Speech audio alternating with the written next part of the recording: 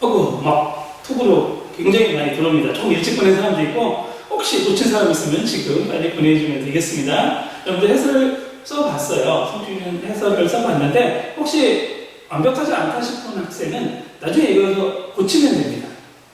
고치면 돼요. 여러분들이 충분히. 그 다음에 오늘 쓴 거를 지난번에, 여러분들이 지난 학기 혹시 써난 학생은 지난번에 쓴 내용과 조금 뭐 달라진 게 있는지, 왜 또 한 학기가 지나고 되면 보는 관점이 좀 달라질 수 있거든요. 비교해 보면 되겠습니다. 이걸 바탕으로 할게요. 자, 얘는 질문할게요. 얘는 혹시 몇 학년에 배정된 성취 기준인가요? 1학년? 2학년? 3학년? 3분의 1입니다. 확률은. 근데 우리가 3학년 교과서 많이 뜯어봤죠?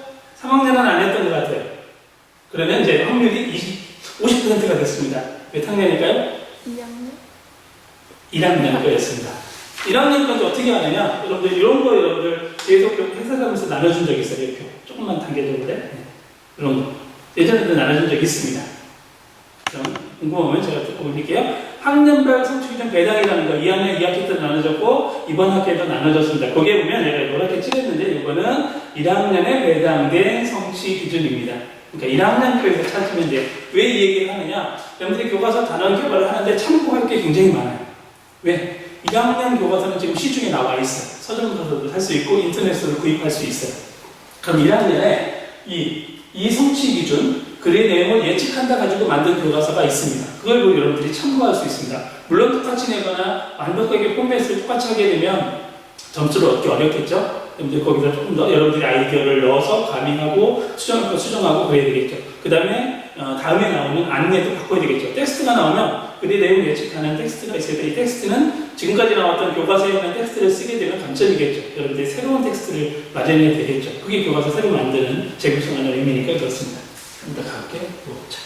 조금 더 세분해서 안내하도록 하겠습니다. 세분할게요. 첫 번째, 소단원 개발이에요. 소단원, 단원. 그러니까 여러분들 교과서 분석해봐서 알죠? 대단원이 있고 대단원 속에 보통 단원이 몇 개 있었어요? 2개 또는 3개 있었고 소단원 개발해주면 됩니다. 쪽수는 제가 글의 내용을 예측해서 텍스트가 좀 들어가기 때문에 10쪽에서 14쪽으로 했습니다. 10쪽 이하로는 안 됩니다. 그렇다고 20쪽으로 넘어가도 안 돼요. 너무 많이 소단원이 크면 여러분들 알죠? 우리가 단원이라는 것이 교과서 약 200쪽으로 만들어져요. 220쪽 내외. 그 중에 뭐가 들어가냐면 소단원까지 하면 소단원이 한 10개 정도 돼요. 10개 정도예요. 거기에 뭐 창의력 활동, 여러분들 배웠지만 어휘력 이런 거, 그 다음에 대단한 길잡이 이런 거 다 빼게 되면 실제로 소단원의 하나에 배정되는 것이 15쪽 내외거든요. 보통. 물론 짧은 단원도 있고 긴 단원. 그래서 그걸 기준으로 잡았습니다. 물론 10에서 14쪽이라고 했는데 조금 넘겨서 16쪽 정도까지는 해줄게요. 10에서 16쪽 정도까지는. 혹시 왜냐면 난 텍스트를 좀 긴 걸 하고 싶다라고 하면 좀 페이지가 필요할 수도 있습니다. 그것도 여러분들 미션이에요. 여러분들 쪽수를 제한하는 것도 의미입니다. 우리가 교과서만 때 무작정 주어지지 않거든요. 국가에서 검정을 할 때 막 220쪽 내외라고 정해져 있어요. 그렇기 때문에 그 쪽을 정하는 것도 공부이기 때문에 여러분들 쪽을 정해집니다. 10에서 14쪽을 기준을 하고요. 혹시 넘치는 사람은 16쪽까지. 그 이하는 안 된다. 여러분들 해주셔도 되고요. 가능한 짝수도 좋습니다. 왜 짝수죠? 이거 넘길 때 끈짝이 왔다 갔다 하게 되면 교과서 시작 페이지가 달라지죠. 시작 페이지 때문에 짝수, 그러니까 10, 12, 14, 16 정도라고 생각하면 되겠습니다.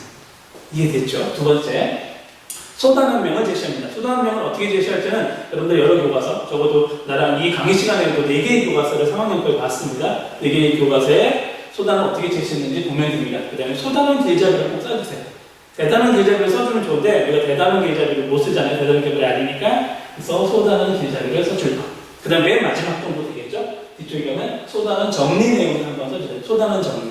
그래서 단원의 길잡이 시작부터 단원의 정리까지 쭉 써보는 과정 때는 그렇습니다. 그 다음에 차시는 예측하기가 이거보다 좀 차시가 더 될 수도 있는데 우리가 한 14쪽 정도를 하려다 보니까 차시를 너무 무한정 줄 수는 없을 것 같아요.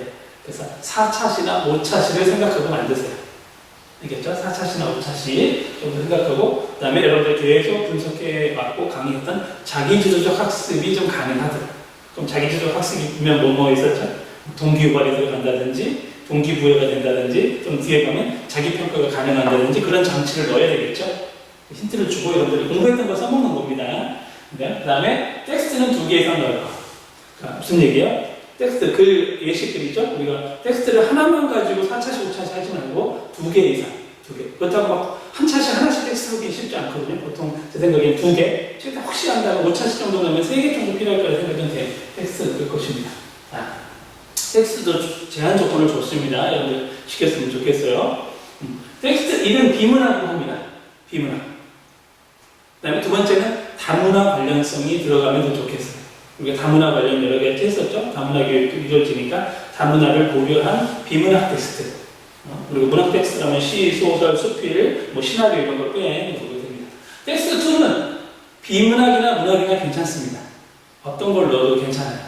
그렇죠? 물론 글의 내용을 예측하며 읽는다는 비문학적인 성격에 대한 읽기 영역이지만 문학을 가지고 아주 불가능한 건 아닙니다. 근데 문학의 특성이 아니라 글의 내용, 배경 지식 같은 걸 바탕으로 하는 내용을 하면 되겠습니다. 그래서 이거는 문학도 혹시 허용을 할게요. 또 하나 중요한 교육입니다. 이거요. 학교 폭력과 관련된 내용을 포함할 것이라 텍스트 2에. 자, 여러분들이 우리가 폭력 예방이라는 건 매우 중요한 일이거든요. 폭력 교육이라는 건 국어교육에서 이루어지는 거고 국어교육에서도 이와 같은 것이 중학교 1학년의 성취 기준에 있습니다. 조금 힌트 주면 뒷말에 있어요. 그것도 관련돼서 있습니다. 우리가 성취 기준은 하나긴 하지만 예를 들어서 지금 텍스트 2에서는 다른 성취 기준과 약간 연관을 지을 수 있습니다. 아까 노란색이 있었는데 여기 보면 여기에 노란색이 쓴 것 중에 언어폭력과 관련되어 있습니다. 한번 찾아서 연관을 시켜도 좋을 것도 있습니다. 자, 그래서 이거는 근데 우리가 폭력 예방과 관련된 건 우리가 사전 지식이 조금 모자르잖아요. 그래서 어떻게 할 거냐면 6월 2일에 현재 예정으로 6월 2일에 폭력 예방과 관련된 온라인 수강을 여러분들 하게 될 겁니다.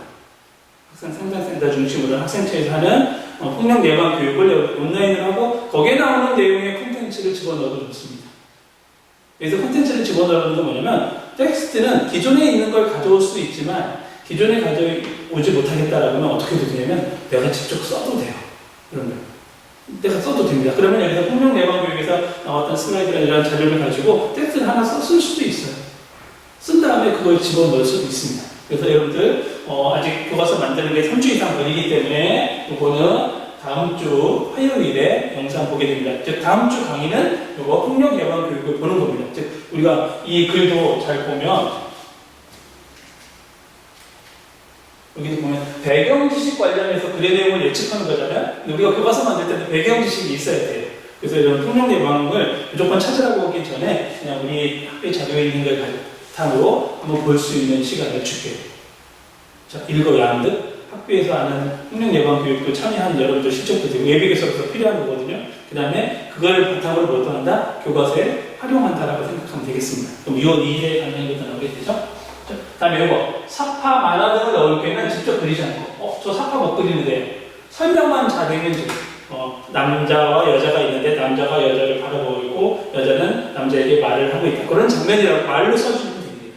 어떻게 하면 되는지에 대한 거는 나중에 예시를 보여줄게요. 여러분들 사파를 못 그려요. 저 미술교육 안에 얘기하지 않죠. 사파를 직접 그리는 게 아니라 비슷하게 여러분들이 말로 써주면 누군가가 그릴 거죠. 여러분들 실제로 교과서 만들 때 만화나 사파 이런 데 그리지 않아요. 자세히 설명해주면 사파 만화가가 직접 그리는 부분이거든요. 그건 내가 담당할 부분이 아니라고 생각해서 해주면 되겠습니다. 여기에 사파 만화에 대한 구체적인 설명으로 가능함. 이 예시는 다음 예시 보여준다고 했잖아요. 그때 그렇게 하는 거다라고 하면 됩니다. 그래서 그 공간만 표현해주면 되겠습니다. 다음 답본이 있어요. 답본이 뭐냐면 이겁니다. 이거 우리 교재에 보면 성취기준 해설은 없는데 성취기준 해설 밑에 가보면 답본에 교수학습 방법 및 유의사항이라는 부분이 있습니다.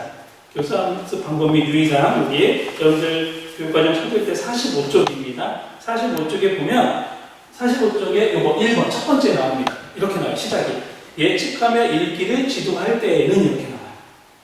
예측하며 읽기를 지도할 때에는 그럼 지도를 이렇게 하라는 얘기죠. 교수학습 때는 이렇게 하라고 하면 교과서에서도 그렇게 교수학습 할 수 있는 내용을 마련해 주면 훨씬 더 편하겠죠. 그걸 참고할 수도 있습니다. 뭐 읽기 전과 읽기 중에 적절한 질문을 하면 이런 얘기가 나와요. 그럼 우리가 실제로 수업한다고 할 때 읽기 전 질문, 읽기 중 질문을 할 수 있어요. 그럼 우리 교과서에서도 그걸 만들어주면 좋죠. 어떻게 돼요? 읽기 전 활동 만들어주고 읽기 중 활동 만들어주면 우리 자기주도적 학습도 되고 여기에 나오는 예측하며 읽기에 나와 있는 부분을 참고할 수 있으니까 이 부분을 적절하게 활용하는 것도 도움이 됩니다. 여러분한테 힌트처럼 주는 겁니다. 뭐 여러 가지 나와요. 책의 제목 또는 뭐 차례 이런 거를 참고하면 읽는다. 그럼 여러분들이 교과서 활동 같은 거 만들 때도 충분하게 활용할 수 있는 여지가 있습니다. 그런 아이디어를 받을 수 있고요. 실제 지금 중학교 1학년 교과서 나와 있잖아요. 중학교 1학년 교과서에 보면 제목이나 차례를 활용해서 읽게 된 활동한 모습도 볼 수 있습니다. 이제 텍스트는 똑같지 않더라도 이런 아이디어는 내가 만드는 교과서에서 반영할 수 있겠네라고 해주면 됩니다. 그럼 여러분들이 중학교 1학년 교과서로 가서 내용 예측하기와 관련된 단원을 여러분들이 분석해 보는 것도 큰 도움이 됩니다. 그냥 내가 혼자 머릿속으로 만들지 말고 기존에 나와 있는 걸 참고하는 것도 좋습니다. 혹시 2015가 힘들면 이와 비슷한 글의 예측과 관련된 단어는 2009 교과서에도 있어요. 찾아볼 수 있습니다. 여러분들이 충분히 참고를 해줄 수 있으면 되겠습니다. 다음에 여기 있죠? 아까 잠깐 얘기했었는데 구국 0112를 성취기준을 적절하게 활용할 수 있다. 구국 0102가 뭐냐면 다시 한번 불러주면 여러분들 찾아봐도 됩니다. 교육과정 있으면 찾아보면 뭐냐면 언어폭력의 문제점을 인식하고 상대를 배려하며 말하는 태도를 지닌다.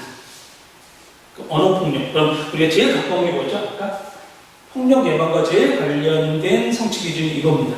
실제로 이 성취 기준은 2009 때 엄밀하게 탄생했어요. 2009가 인성교육이 굉장히 중요해지면서 인성교육과 관련된 거 국어교육이 필요하다고 할 때 언어폭력 예방이라는 부분이 드러났습니다. 이 부분을 한번 여러분들이 드러냈으면 좋겠습니다. 그래서 우리가 폭력이 굉장히 종류가 많은데 여러 가지 종류를 다 다룰 수는 없죠. 교과서에서. 그럼 우리는 주로 어떤 걸 다루겠어요? 언어폭력과 관련된 거라든지 좀 학교폭력과 관련된 시나리오라든지 이런 것들을 활용할 수 있겠죠. 실제 중1교과서에 학교폭력과 관련된 시나리오, 드라마, 대본 이런 것들을 활용한 교과서도 있습니다. 자, 어떻게 좀 되겠어요? 물론 여기 있습니다.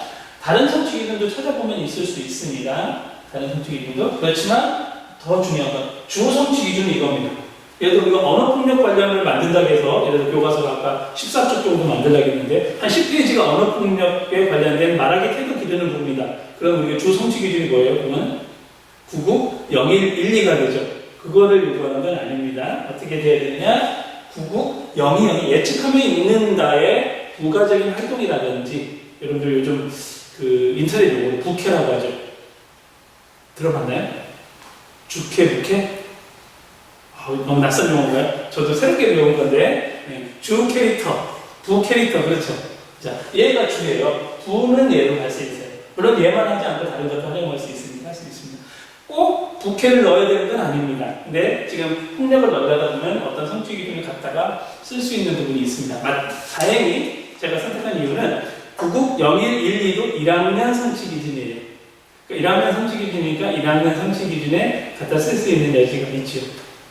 물론 2학년 교과서 만들 때 1학년 성취 기준을 부캐처럼 아주 보조적으로 갖다 쓸 수도 있습니다. 그렇지만 그래도 그냥 학년 통일을 위해서 지금 1학년 성취 기준에 있는 여기 노란색에 친 것처럼 두 가지를 갖다 쓸 수 있는 장치를 여러분들한테 제시합니다.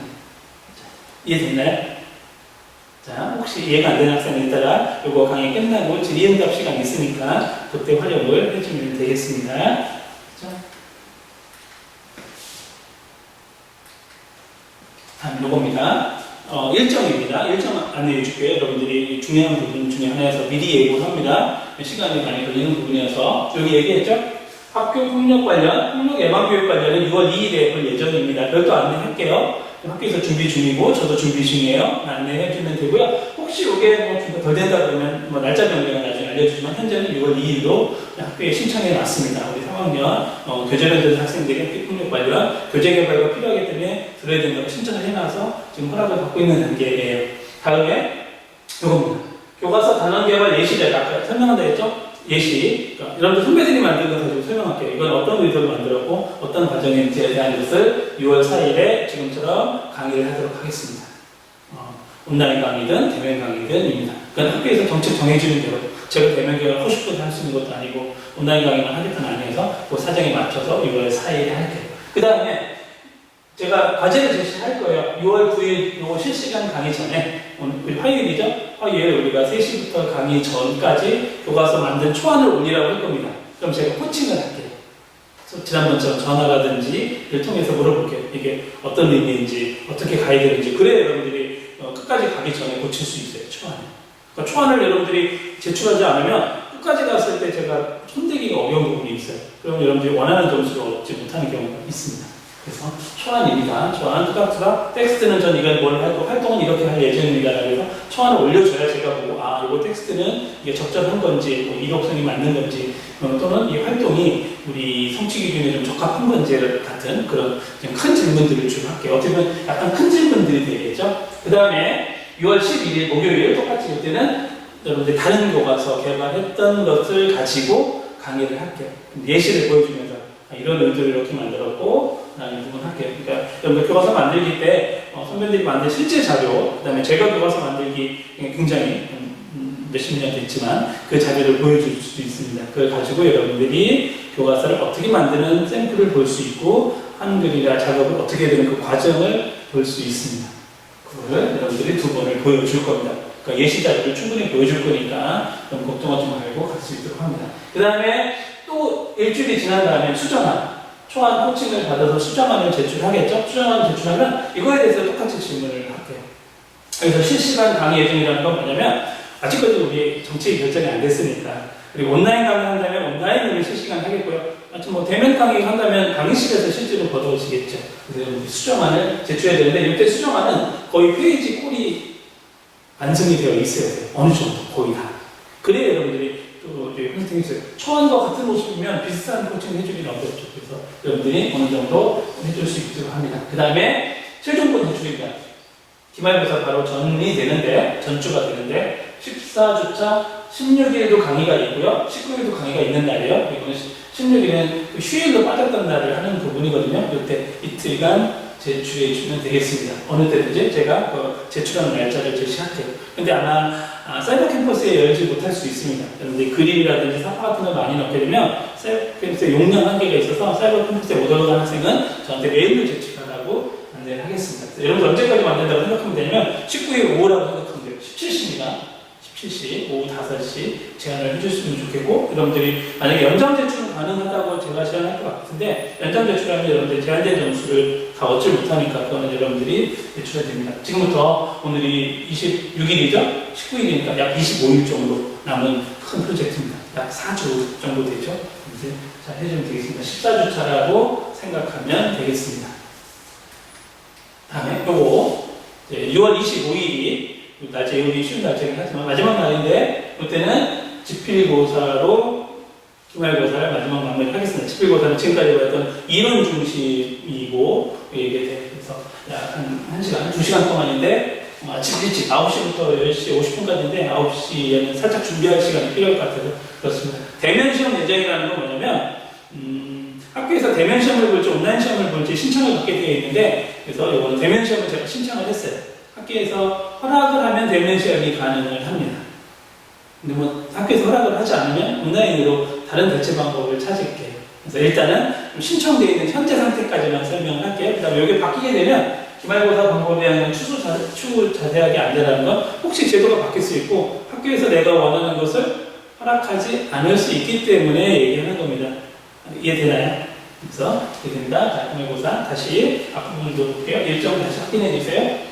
일정. 여기에도 나와 있습니다. 아까 프린트한 곳에도 프린트 여러분들 올린 거예요. 요 슬라이드는 안 올릴 거거든요. 그럼 여러분들이 요거 보면 거기에도 자세히 나와 있고 지금 했던 슬라이드 여러분들 프린트는 안 해줬던 거를 그냥 이렇게 이 부분 캡처해서 한 부분이니까 참고해주고 일정 확인해주기 바랍니다. 원래 6월 25일 목요일이 마지막 강의하는 날이기 때문에 일정을 변호하게 해서 미리 예고해주는 거예요. 한 달 후지만 그래 여러분들이 혹시라도 대면 강의 한다 그러면 일정을 잡을 수 있어서 그렇습니다. 잘 기억해 주기 바랍니다. 자, 지금부터 저 강의는 곧 마칠 건데 여기게요. 강의 후 톡으로 실시간 질문이에요. 저는 간략하게 설명한다고 했지만 궁금한 것들이 있을 거예요. 어떻게 개발해야 되나 등등을 톡으로 질문해 주는 실시간에 오늘 4시 40분까지가 강의인데 4시 40분까지 강의인데 답할 시간을 생각해서 4시 30분까지 질문해 주세요.